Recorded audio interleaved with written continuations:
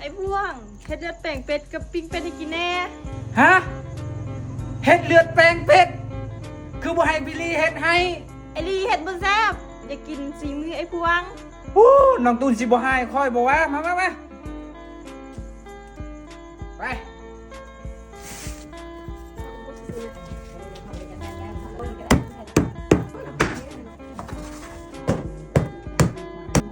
มีอยากเก็บนอนไหม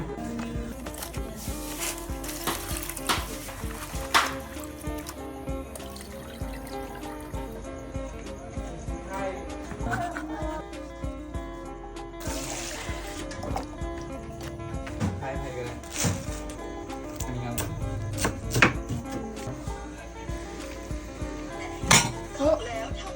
นี่ ซิมก้อนกับอันเจ้าขี้มากินข้าวเร็วๆกันมาจ้ามื้อนี้มาตูดอีกแล้วเนาะมากินเลือดแป้งเป็ดกันเนาะ ฟันมาแดงหัวนี่ค่ะ โอ้